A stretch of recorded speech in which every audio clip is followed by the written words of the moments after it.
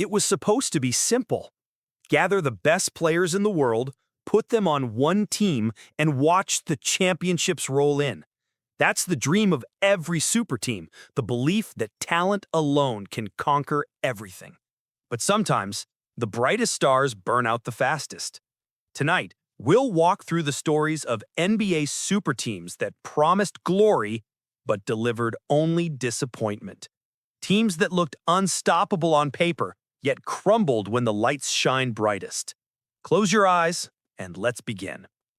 The summer of 2003 felt like destiny for the Los Angeles Lakers. They had just been eliminated by the San Antonio Spurs in the second round of the playoffs, a shocking defeat that left the franchise reeling. Shaquille O'Neal and Kobe Bryant were still there, still dominant, but the window was closing. Everyone knew it.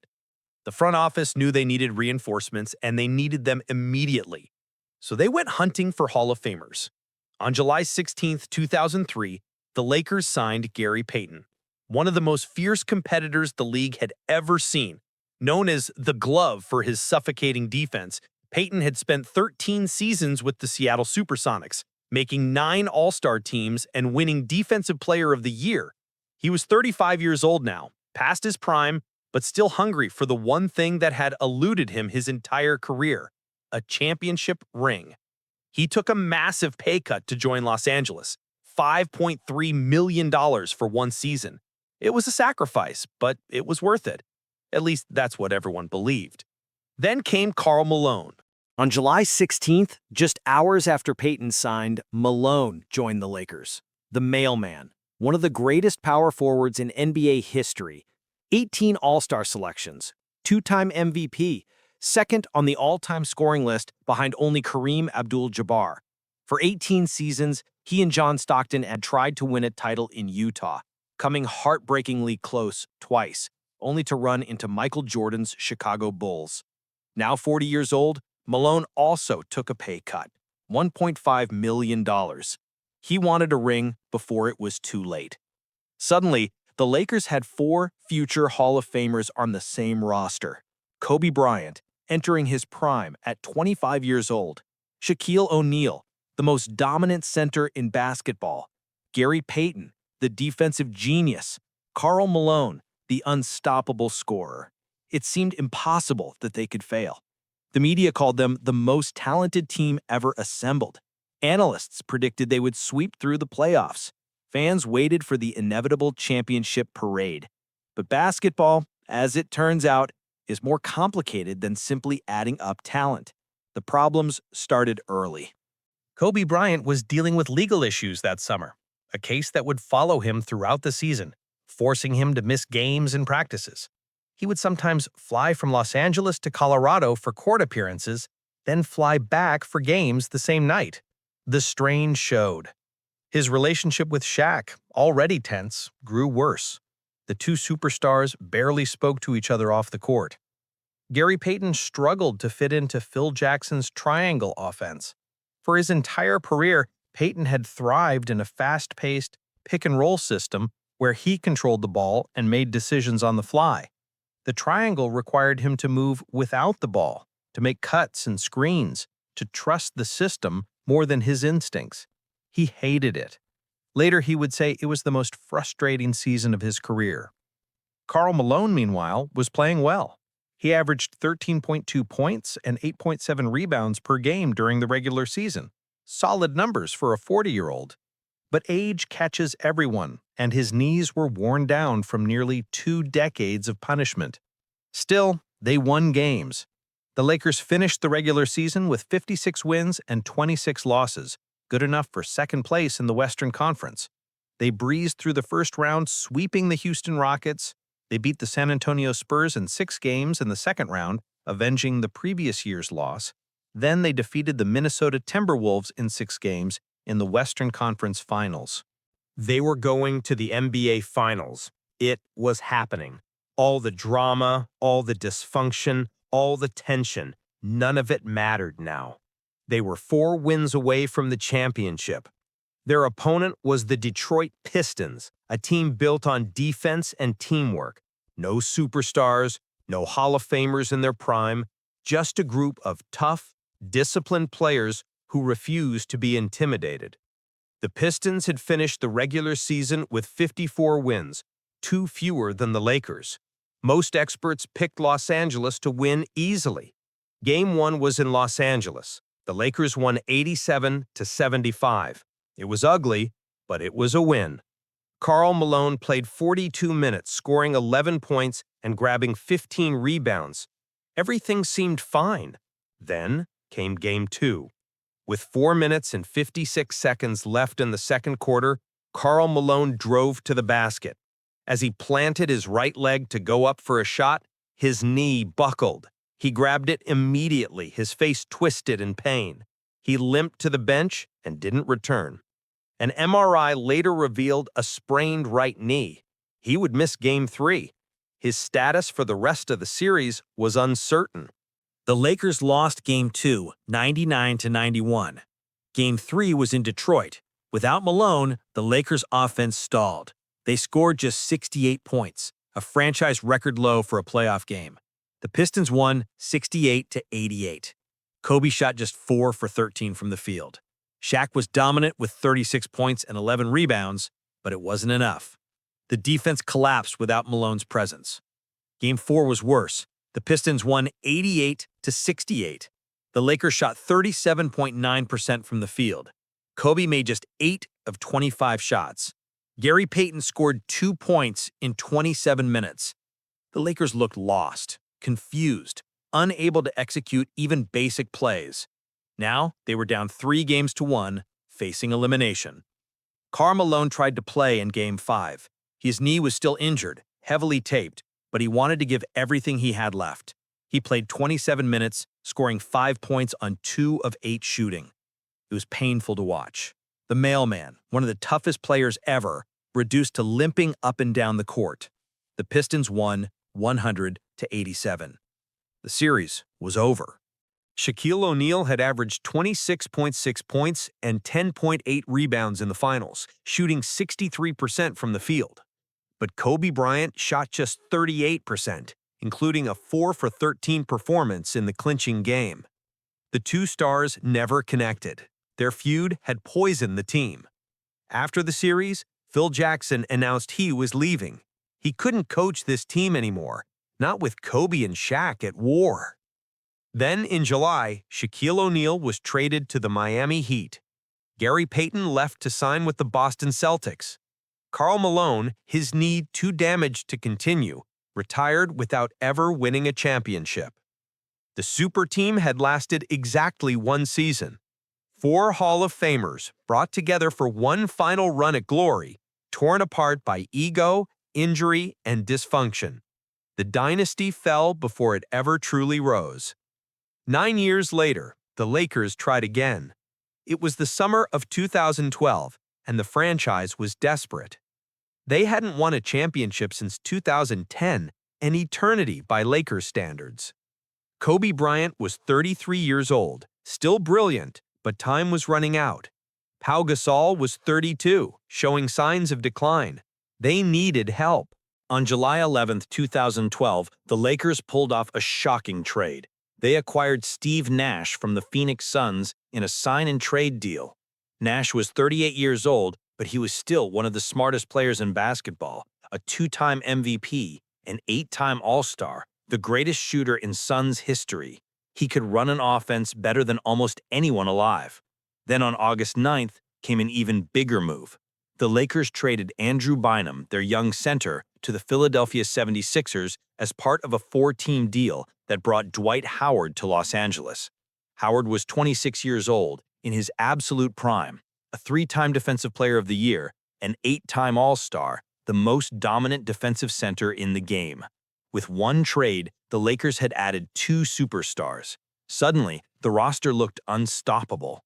Steve Nash running the offense, Kobe Bryant as the closer, Dwight Howard protecting the rim, Pau Gasol providing size and skill, Metta World Peace adding toughness. According to a survey of general managers before the season, the Lakers were the favorites to win the championship.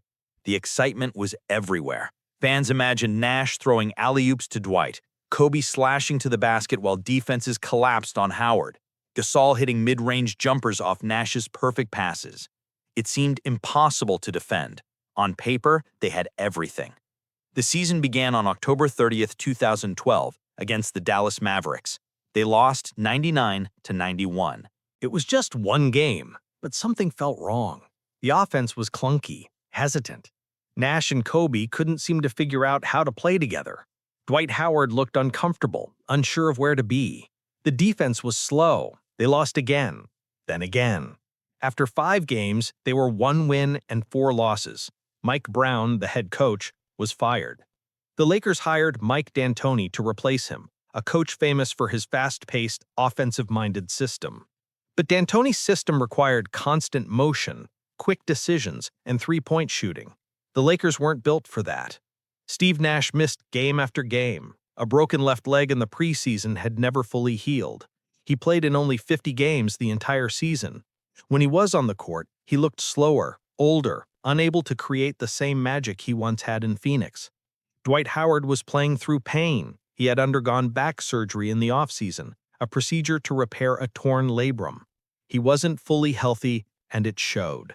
His explosiveness was gone. He struggled to catch passes, missing easy dunks he would have finished effortlessly a year earlier. His scoring average dropped to 17.1 points per game, his lowest since his rookie season.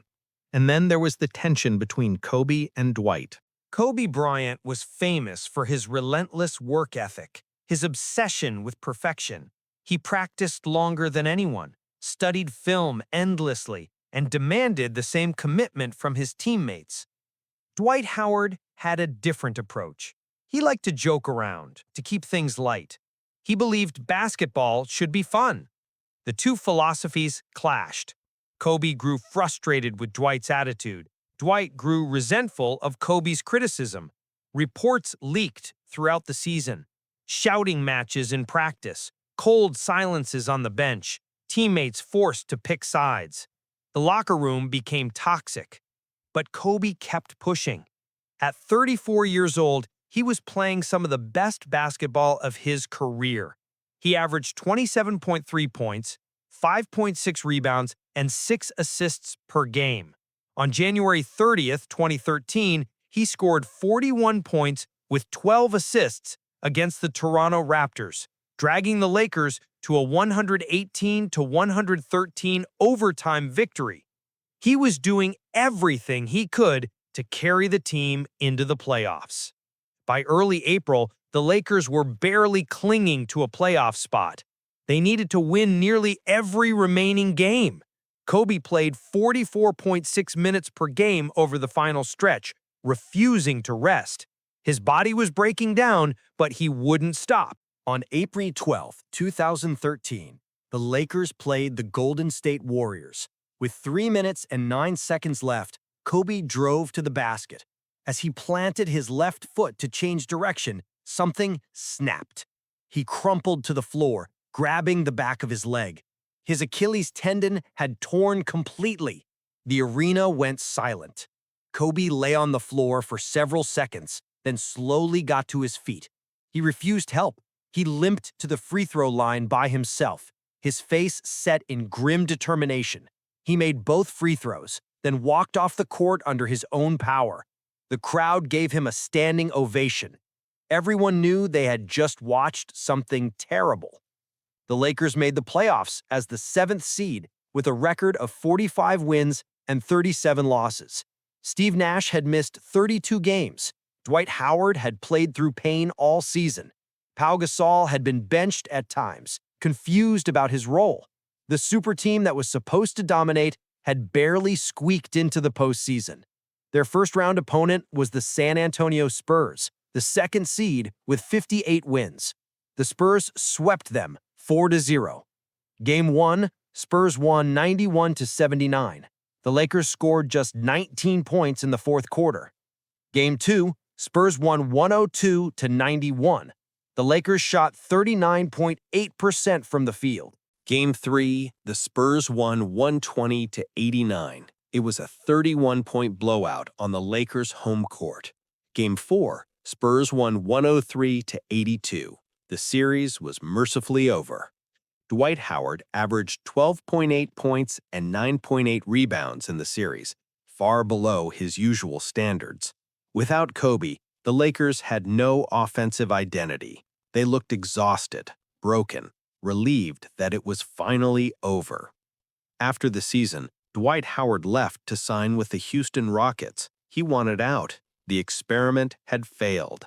Steve Nash would return for one more injury-plagued season, playing in only 15 games before retiring. Mike D'Antoni resigned.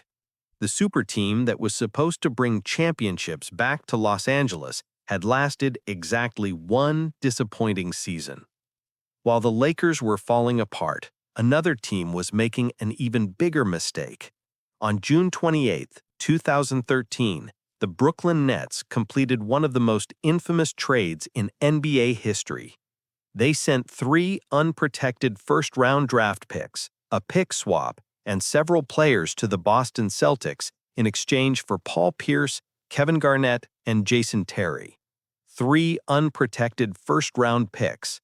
At the time, it seemed bold. The Nets were moving into a brand-new arena in Brooklyn, the Barclays Center, and owner Mikhail Prokhorov wanted to make a splash. He wanted stars. He wanted championships. He was willing to pay any price. Those 3 draft picks would eventually become James Young in 2014, Jaylen Brown in 2016, and Jason Tatum in 2017. The Nets were trading their entire future for aging veterans. Paul Pierce was 35 years old. He had spent 15 seasons in Boston, winning a championship in 2008, making 10 All-Star teams, cementing himself as one of the greatest Celtics ever. But his best years were behind him. He was slower now, his legs worn down from decades of basketball. Kevin Garnett was 37 years old, one of the most intense competitors the league had ever seen, a 15-time All-Star, the 2004 MVP, a Defensive Player of the Year. He had won a championship with Pierce in 2008, forming a brotherhood that defined an era. But he was ancient by NBA standards, his body held together by sheer will and painkillers. The Nets already had talent. Deron Williams, once considered one of the best point guards in the league, though his play was declining. Joe Johnson, a 7-time All-Star, still capable of scoring in bunches. Brook Lopez, a skilled center with a soft shooting touch. Add Pierce and Garnett to that group, and the Nets believed they could challenge the Miami Heat for Eastern Conference supremacy. Jason Kidd, the Hall of Fame point guard, was hired as head coach. It was his first coaching job ever. No assistant coaching experience, no college coaching experience. Just one of the smartest basketball minds in history thrown into the deep end. The season began on October 30th, 2013. The Nets lost to the Cleveland Cavaliers, 94-89. Then they lost again, and again, and again. By December 7th, the Nets were 10 wins and 21 losses. They went on a 14-game losing streak. Paul Pierce was averaging 13.5 points per game, his lowest scoring average since his second season in the league. Kevin Garnett was posting career lows of 6.5 points and 6.6 rebounds per game. He looked slow, diminished, unable to keep up with younger forwards. The locker room was fractured. Paul Pierce and Kevin Garnett were used to the Celtics culture, intense practices, film sessions that lasted hours, players challenging each other constantly. In Brooklyn, they found something different. According to Pierce, aside from him and Garnett, many players didn't care enough to push themselves. The work ethic wasn't there. The hunger wasn't there. Pierce and Garnett felt isolated. They were trying to install a championship mentality in teammates who seemed satisfied with collecting paychecks. Pierce Waiter said that his time in Brooklyn was when he truly started feeling his age, when the grind of the NBA stopped being worth it. But the Nets rallied. They won enough games in the second half to finish with a record of 44 wins and 38 losses, good enough for the 4th seed in the Eastern Conference playoffs. Deron Williams had improved as the season progressed. Brook Lopez had stayed healthy. Maybe, just maybe, they could make a run. Their first-round opponent was the Toronto Raptors, the third seed with 48 wins. The series went to 7 games. It was messy, physical, low-scoring basketball. Neither team could shoot consistently. In Game 7, played in Toronto on May 4, 2014, the Nets won 104-103. Paul Pierce delivered the most memorable moment, with under a second left and Toronto's Kyle Lowry driving for a potential game-winning layup. Pierce blocked the shot. The Nets had survived.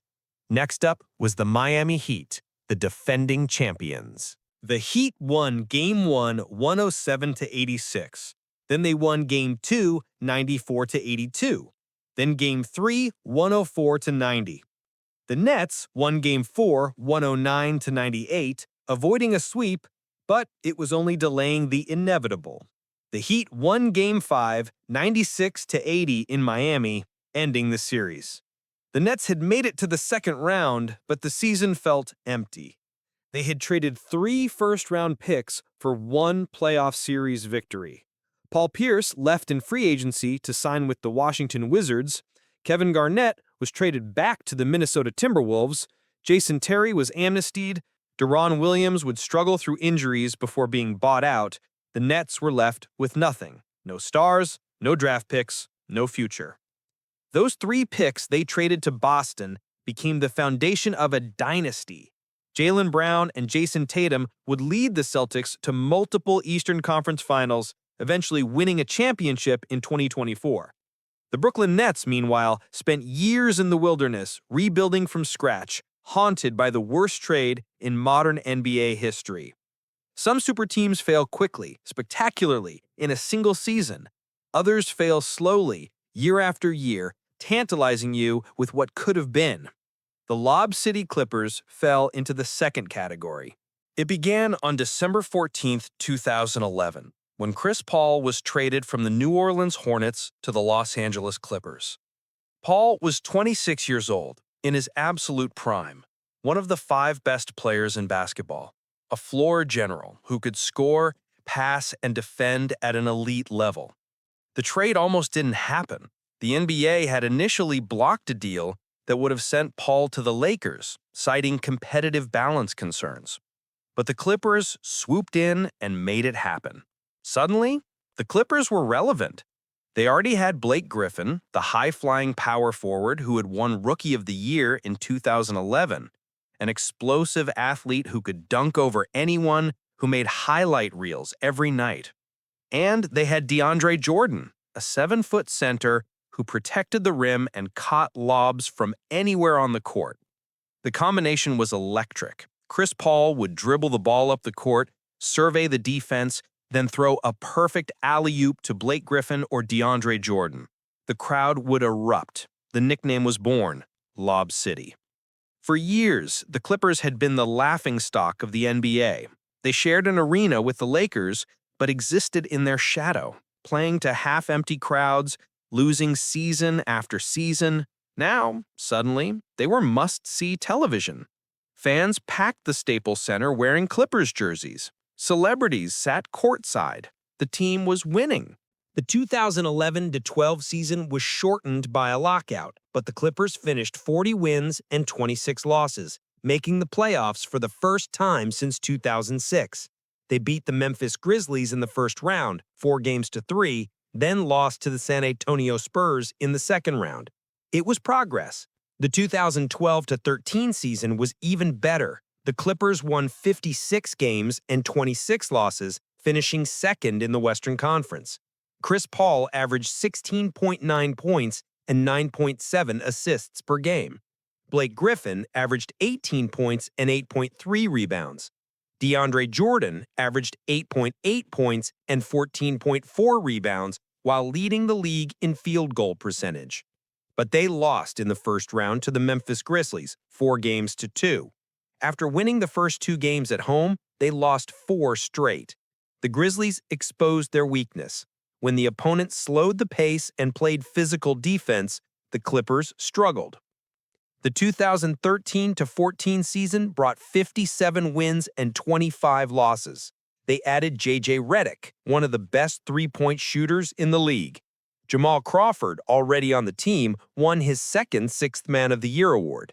everything seemed to be coming together. They swept the Golden State Warriors in the first round 4-3, though it took 7 games. Then they faced the Oklahoma City Thunder in the conference semifinals. The Thunder had Kevin Durant and Russell Westbrook. The Clippers had Chris Paul and Blake Griffin. It was a showcase of talent. The Thunder won in 6 games. The Clippers couldn't match their firepower. The 2014-15 season was supposed to be different. The Clippers won 56 games again. DeAndre Jordan won Defensive Player of the Year and made the All-NBA First Team. Chris Paul and Blake Griffin both made the All-Star team. They looked like legitimate contenders. In the first round, they faced the defending champion San Antonio Spurs and won in 7 games. Chris Paul hit the series-winning shot in Game 7, a perfect bank shot with 1 second left. It was one of the greatest moments in franchise history. Then came the Houston Rockets in the conference semifinals. The Clippers won Game 1, 117-101. They won Game 2, 115-109. Then, at home, they won Game 3, 106-98. They were up 3-0. No team in NBA history had ever blown a 3-0 lead. The Western Conference Finals were in sight. Game 4 was in Houston. The Rockets won 128-95. It was a 33-point blowout, but it was just 1 game.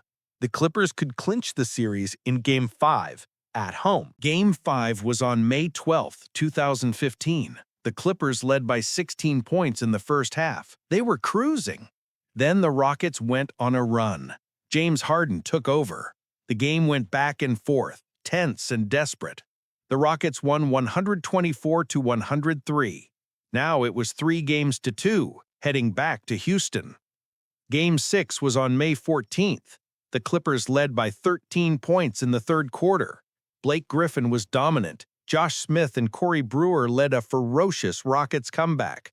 The Rockets won 119-107, forcing Game 7. Game 7 was on May 17, 2015, in Los Angeles. The Clippers had to win at home to avoid one of the greatest collapses in NBA history.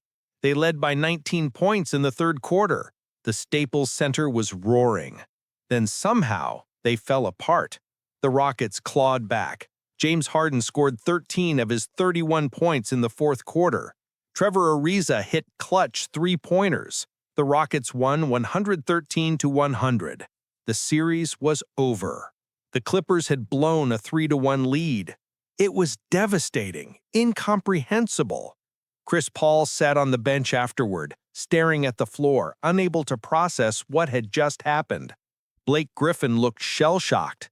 DeAndre Jordan was silent. The locker room was fractured. Glenn Davis, a former Clippers player, later revealed that the bad blood between the stars was real, not over-exaggerated. DeAndre Jordan and Blake Griffin formed one group. Chris Paul was in another. They didn't hang out off the court. They didn't trust each other when things got difficult. According to Dante Jones, another former Clipper, the team couldn't handle adversity or maintain cohesion. When they were winning, everything looked great, but when they faced challenges, the cracks showed. The 2015-16 season brought 53 wins and 29 losses, but injuries were mounting. Blake Griffin missed 15 games, Chris Paul missed 23 games.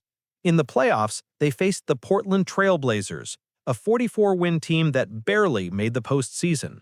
The Clippers should have won easily, but Griffin was injured, Paul was injured. The Clippers lost in 6 games, 4-2. It was humiliating. The 2016-17 season was the last gasp. They won 51 games, but in the first round, they faced the Utah Jazz and lost in 7 games. Chris Paul was frustrated. He had given everything to the Clippers, but they could never get over the hump. In June 2017, Chris Paul was traded to the Houston Rockets. The Lob City era was over. Blake Griffin was traded to the Detroit Pistons in January 2018. DeAndre Jordan left in free agency in the summer of 2018.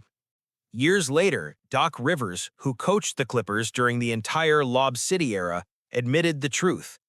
"We just didn't get along well enough as a group, and you can't win without cooperation," he said. Even during great plays, arguments would break out. The talent was there, but the chemistry never was. The Lob City Clippers won 326 regular season games from 2012 to 2017. They made the playoffs 6 straight times, but they never made it to the Western Conference Finals, not once. They are remembered not for what they accomplished, but for what they should have accomplished. The Brooklyn Nets tried again. After the disaster of the Pierce and Garnett era, after years of rebuilding, they decided to chase a super team one more time. On June 30th, 2019, Kevin Durant and Kyrie Irving signed with the Nets as free agents. Durant was coming off a ruptured Achilles tendon suffered in the 2019 finals, and he would miss the entire 2019-20 season recovering. But he was still Kevin Durant, one of the greatest scorers in basketball history, a 2-time Finals MVP, an unstoppable offensive force. Kyrie Irving was one of the most skilled ball handlers ever, a player who could score from anywhere on the court. The Nets were suddenly relevant again. Then, on January 14, 2021, they made another move. James Harden was traded from the Houston Rockets to Brooklyn. The deal sent Karis LeVert, Jared Allen, and multiple draft picks to Houston, but it brought back one of the most prolific scorers in NBA history. Harden had won the 2018 MVP. He had averaged 34.3 points per game in the 2018-19 season, the highest scoring average in decades. Now he was joining Durant and Irving in Brooklyn. The Big Three was formed. On paper, it looked unbeatable. 3 of the most talented offensive players in the world on the same team.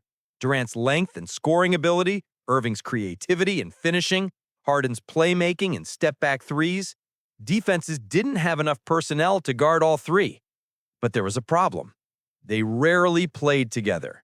During the 2020-21 regular season, the Big Three played in just 8 games together. Injuries kept them apart. Durant missed 19 games, Irving missed 27 games, Harden played every game but was managing his own hamstring issues. Still, when healthy, they were devastating. In those 8 games they played together, the Nets went 6-2, averaging 127.8 points per game. It was beautiful, effortless basketball. They destroyed teams. The playoffs began, and the Nets looked unstoppable. They swept the Boston Celtics 4-1 in the first round. In Game 4, Durant, Irving, and Harden combined for 104 points. Jason Tatum and the Celtics couldn't keep up. The conference semifinals brought the Milwaukee Bucks, the team with the best record in the Eastern Conference. The Bucks had Giannis Antetokounmpo, the 2-time MVP. It would be a test. Game 1 was on June 5, 2021. Less than a minute into the game, James Harden pulled up lame, grabbing his right hamstring. He had re-aggravated the injury that had bothered him all season. He played just 43 seconds, scoring 2 points, then left the game. The Nets still won 115-107, carried by Durant's 30 points and Irving's 25. The Nets won Game 2 125-86. It was a 39-point blowout. They were up 2-0. Then in Game 4, Kyrie Irving landed awkwardly after contesting a shot. His right ankle rolled. He limped to the locker room and didn't return. An MRI revealed a sprained ankle. He would miss the rest of the series. Suddenly, Kevin Durant was alone. Game 5 was on June 15th. Durant played 40 minutes, scoring 49 points on 16 of 23 shooting, grabbing 17 rebounds and dishing 10 assists. It was one of the greatest playoff performances ever. The Nets won 114-108. They were up 3-2, one win away from the Eastern Conference Finals. Game 6 was in Milwaukee. The Bucks won 104-89, forcing Game 7. Game 7 was on June 19, 2021, in Brooklyn. It's one of the most famous games in recent NBA history. Durant was phenomenal again, playing 53 minutes and scoring 48 points. But it wasn't enough. With the Nets down by 2 points in the final seconds, Durant caught the ball at the top of the three-point arc. He dribbled twice, stepped back, and rose up for a jumper. The shot went in. The crowd exploded. The Nets had tied it. They were going to overtime. Except, when officials reviewed the play, they saw that Durant's foot was on the three-point line. It was a two-pointer, not a three. The game stayed tied at 109. Overtime was heartbreaking. Giannis Antetokounmpo scored 5 of the Bucks' 6 points in overtime. The Bucks won 115-111. The series was over. Durant had given everything, played every minute of the second half in overtime, but his supporting cast couldn't do enough. If Irving had been healthy, if Harden had been healthy, the Nets almost certainly would have won the championship, most observers agreed. But the 2021-22 season brought even more chaos. In October 2021, New York City enacted a vaccine mandate, requiring proof of vaccination to enter indoor venues.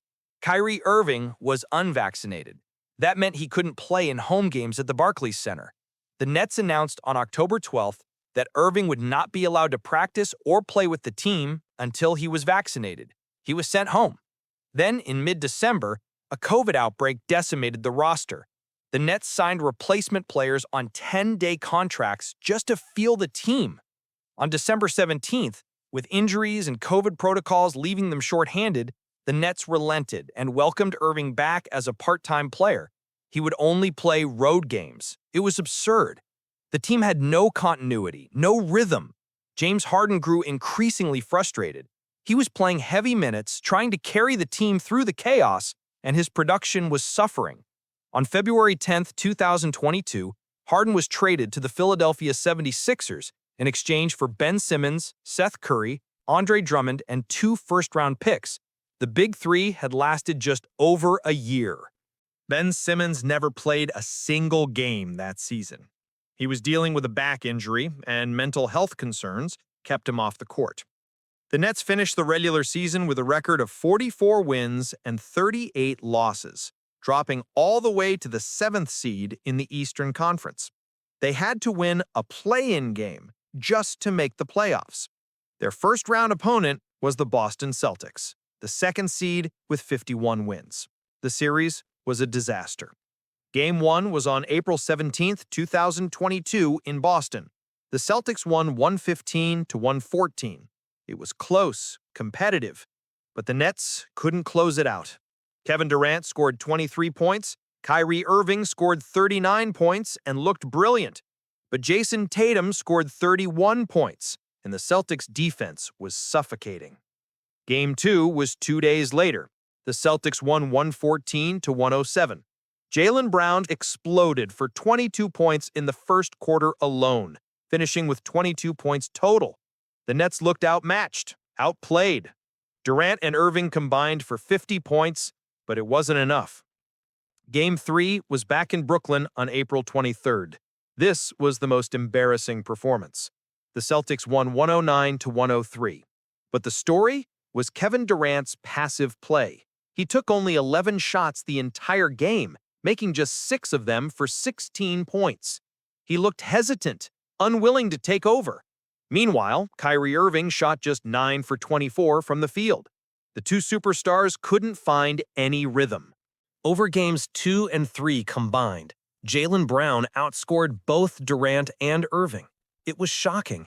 These were two of the most talented offensive players in the world, and they were being outplayed by a single Celtics wing. Game 4 was on April 25th, again in Brooklyn. The Celtics completed the sweep, winning 116-112. Durant finished with 12 points on 3 of 11 shooting. Irving averaged just 15.3 points per game for the series, shooting a dismal 37.2% from the field. The Nets had been swept in the first round. It was the most disappointing playoff performance in modern NBA history. The Nets had entered the 2021-22 season as the betting favorites to win the championship. Analysts, odds makers, and fans all believed they would finally break through. Instead, they became the first NBA team ever to start a season as championship favorites and failed to win even a single playoff game. The aftermath was swift and brutal. Kevin Durant requested a trade in the summer, though he eventually rescinded it. But the damage was done. Kyrie Irving left for the Dallas Mavericks in February 2023. Durant was traded to the Phoenix Suns days later. The Big Three had played fewer than 20 games together over 2 seasons. What should have been a dynasty ended as a cautionary tale, a reminder that talent alone isn't enough, that chemistry and health matter more than names on a roster. The history of failed super teams is longer than anyone wants to admit. Some burned out quickly, others slowly faded, but all share the same thread: expectations unfulfilled, potential wasted. The 1992-93 Phoenix Suns were supposed to dethrone Michael Jordan. They had just traded for Charles Barkley, who had won the league MVP award that season. Barkley averaged 25.6 points, 12.2 rebounds, and 5.1 assists per game. Kevin Johnson, one of the quickest point guards in the league, averaged 14.9 points and 8.4 assists. Dan Marjoley provided three-point shooting and defense. Danny Ainge, the veteran sharpshooter, came off the bench. They won 62 games and 20 losses, the best record in the NBA. They made it to the finals, facing Jordan's Chicago Bulls. The series went 6 games, but it was never really close. Jordan averaged 41 points per game in the finals, one of the most dominant performances ever. The Suns couldn't match his brilliance. Barkley averaged 27.3 points and 13 rebounds, but it wasn't enough. Phoenix never made it back to the finals. The window closed. The 1996-97 Houston Rockets assembled 3 Hall of Famers in what seemed like an unstoppable combination. Hakeem Olajuwon, still one of the best centers in basketball, Clyde Drexler, and the former Trailblazer star, who had helped Houston win back-to-back championships in 1994 and 1995, and Charles Barkley, traded from Phoenix to Houston that summer in hopes of finally winning a championship. 3 legends, 1 goal, but the chemistry never developed. Olajuwon was 34 years old, his body breaking down. Barkley was 33, slower than he'd been in Phoenix. Drexler was 34, his athleticism fading. They won 57 games and 25 losses during the regular season, good enough for the 2nd seed in the Western Conference. But in the playoffs, they fell apart. They beat the Minnesota Timberwolves in the first round, then faced the Seattle Supersonics in the second round. The Sonics won in 7 games. The next year, they lost to the Utah Jazz in the Western Conference Finals 4-1. By 1999, all 3 stars were either retired or playing elsewhere. The experiment had failed. The 2009-10 Cleveland Cavaliers thought they had found the final pieces. LeBron James was in his prime, 25 years old, coming off his first MVP award. He had dragged the Cavaliers to the finals in 2007, losing to the Spurs, but that team wasn't good enough, so Cleveland made moves. They traded for Shaquille O'Neal, the aging but still effective center who had won 4 championships. Shaq was 37 years old, but the Cavaliers believed he could provide size and playoff experience. They also acquired Anton Jamison, a 2-time All-Star who could score in bunches. On paper, the Cavaliers looked unstoppable. LeBron averaged 29.7 points, 8.6 assists, and 7.3 rebounds per game that season. The Cavaliers finished with 61 wins and 21 losses, the best record in the entire NBA. They swept the Chicago Bulls in the first round of the playoffs. Then came the Boston Celtics in the second round. Game 1 was in Cleveland. The Cavaliers won 101-93. Everything seemed fine. Then the Celtics won Game 2, and Game 3, and Game 4. The series was tied at 2 games apiece. Game 5 was in Boston. The Celtics won 120-88, a 32-point blowout. Game 6 was back in Cleveland. The Celtics won 94-85. The series was over, 4-2.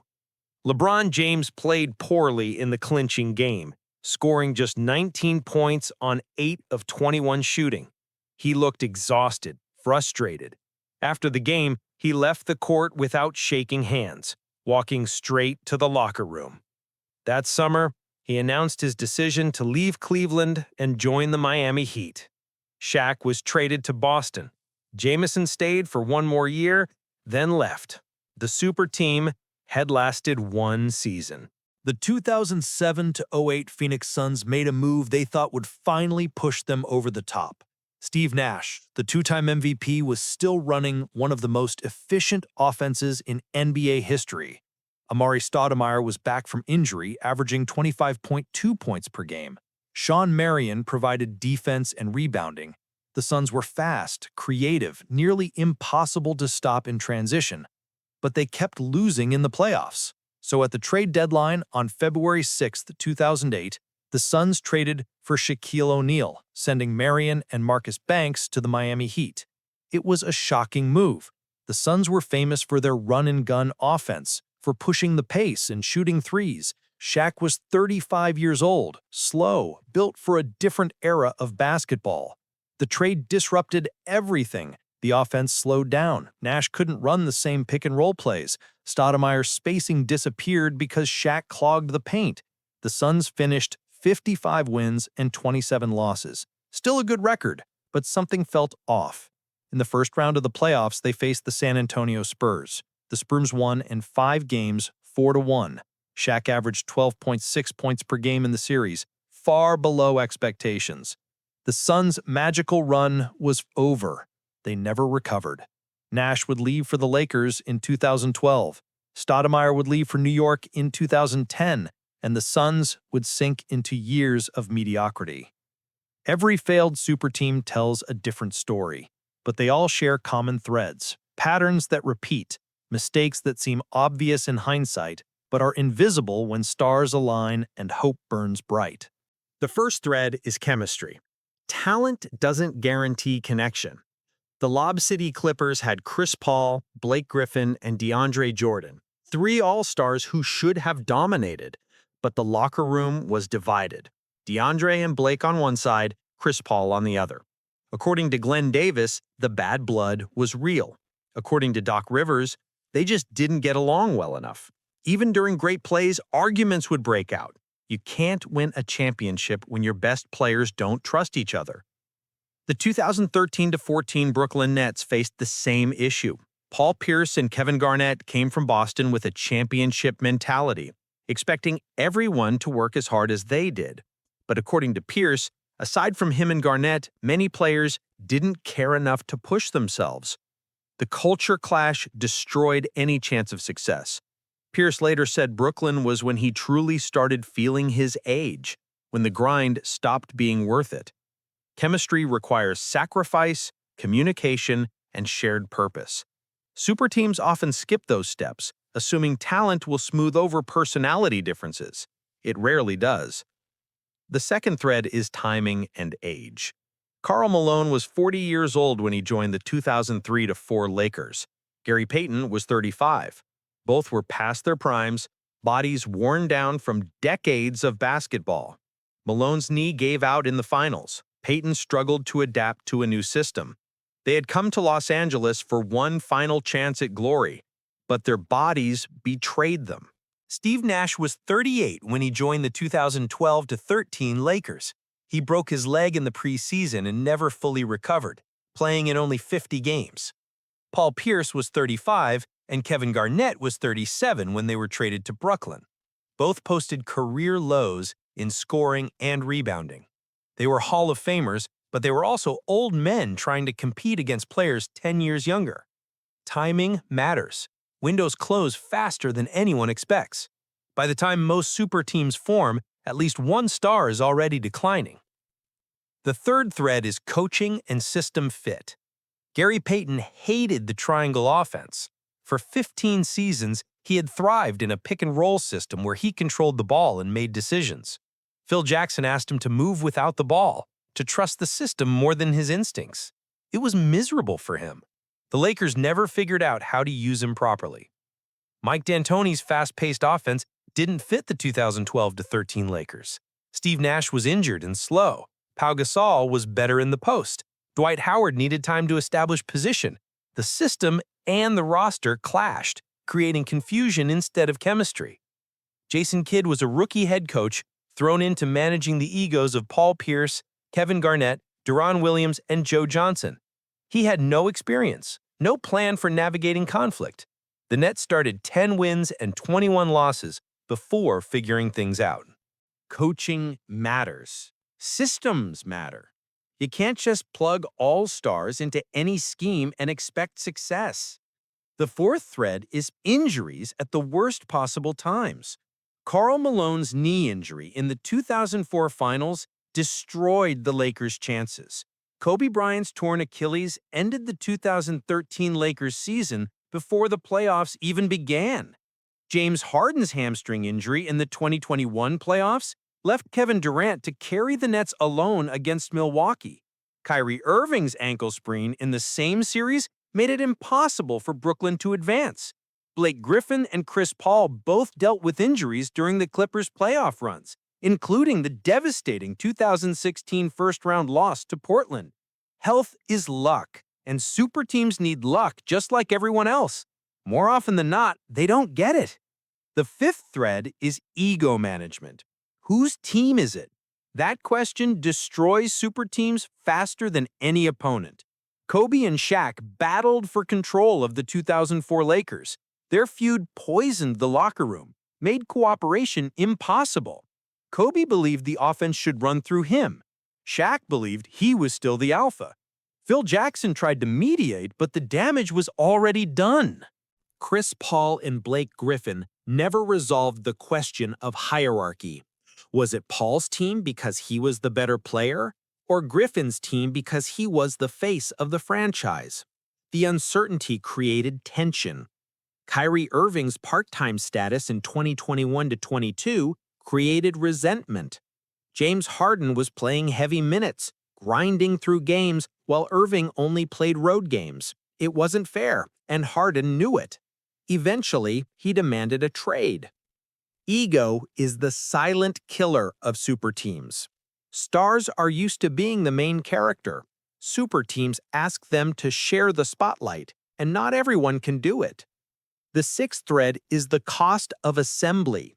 Some teams mortgage their future to build a super team. The Brooklyn Nets traded 3 unprotected first-round picks for Paul Pierce and Kevin Garnett. Those picks became Jaylen Brown and Jason Tatum, the foundation of a championship team. The Nets got 1 second-round playoff appearance. The pressure to win immediately makes teams impatient. Coaches get fired mid-season. Players get benched for poor performances. Panic spreads through the organization. Instead of building trust and chemistry over time, super teams expect instant results. When they don't get them, everything collapses. These threads weave through every failed super team. Chemistry problems, poor timing, coaching mismatches, injuries, ego battles, financial desperation. Talent alone can't overcome these obstacles. The greatest players in the world still need the right circumstances to succeed. And more often than not, those circumstances don't exist. The dream of the super team never dies. Every summer, fans imagine the next great combination. What if this star joined that team? What if these 2 players teamed up? The speculation is endless, the hope eternal. We believe that talent can conquer everything, that putting the best players together guarantees championships. But the history of failed super teams teaches us something different. Basketball isn't played on paper. Championships aren't won by adding up all-star selections and MVP awards. The game is more complicated, more human than that. It requires chemistry, sacrifice, timing, health, and luck. It requires players who trust each other when things get difficult, who set aside their egos for a common goal, who can adapt to new roles without resentment. The Golden State Warriors succeeded where so many others failed because they grew together organically. Stephen Curry, Klay Thompson, and Draymond Green were drafted and developed by the Warriors. They learned to play together, built trust over years, established a culture before Kevin Durant ever arrived. When Durant joined in 2016, he stepped into a system that already worked. He wasn't creating something from scratch. The Miami Heat Big Three took time to figure it out. LeBron James, Dwayne Wade, and Chris Bosh joined forces in 2010, and everyone expected instant dominance. Instead, they lost in the finals their first year. They had to learn to play together, to understand each other's strengths and weaknesses, to build the chemistry that talent alone couldn't provide. Once they did, they won 2 championships. But the teams we've explored tonight never got that chance. Some imploded after 1 season, others lasted years but never quite clicked.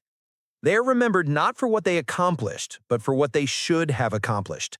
The 2004 Lakers should have won the championship. The 2013 Lakers should have contended. The Lob City Clippers should have made at least 1 Western Conference Finals. The 2022 Nets should have been unstoppable. These teams changed franchises forever. The Lakers had to rebuild after Shaq left, enduring years of mediocrity before finding success again. The Nets are still recovering from the Pierce and Garnett trade, still haunted by the draft picks they gave away. The Clippers never reached their potential with that core, and they're still searching for their first championship in franchise history. The mystique of the super team remains. We still dream of seeing the best players in the world on the same court, wearing the same jersey.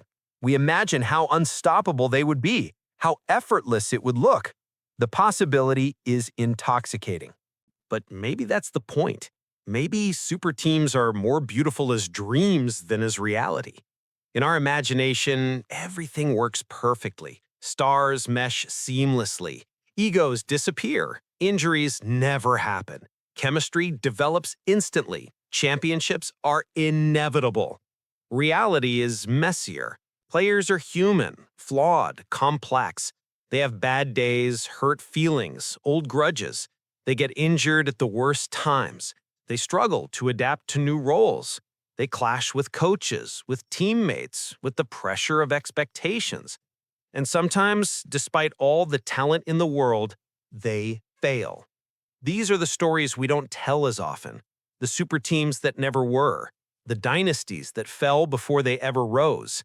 The talent that couldn't overcome timing, chemistry, or luck. So the next time you hear about a new super team forming, remember these cautionary tales. Remember the 2004 Lakers, who had 4 Hall of Famers and lost in the finals. Remember the 2013 Lakers, who added 2 MVPs and got swept in the first round. Remember the Brooklyn Nets giving up their future for 1 playoff series? Remember the Lob City Clippers, who won for years but never when it mattered. Remember the 2022 Nets, who entered the season as favorites and didn't win a single playoff game. The NBA championship isn't bought. It's earned. Through chemistry, through sacrifice, through resilience, and trust. Talent matters, but it's never enough by itself. Even now, as you drift off to sleep, another front office somewhere is dreaming of assembling the next great super team. They're studying trade scenarios, imagining how players would fit together, calculating salaries and draft picks. They believe they've learned from past mistakes, that they can avoid the pitfalls that destroyed so many others. Maybe they're right. Maybe the next super team will succeed where all these others failed. Maybe they'll find the perfect balance of talent, chemistry, timing, and health. Or maybe, years from now, we'll be telling their story too. Another super team that looked unstoppable on paper, another group of all-stars who couldn't quite figure it out, another cautionary tale in the long history of basketball. Only time will tell, but for now, rest easy, knowing that in the NBA, nothing is guaranteed. Not even when you have the best players in the world.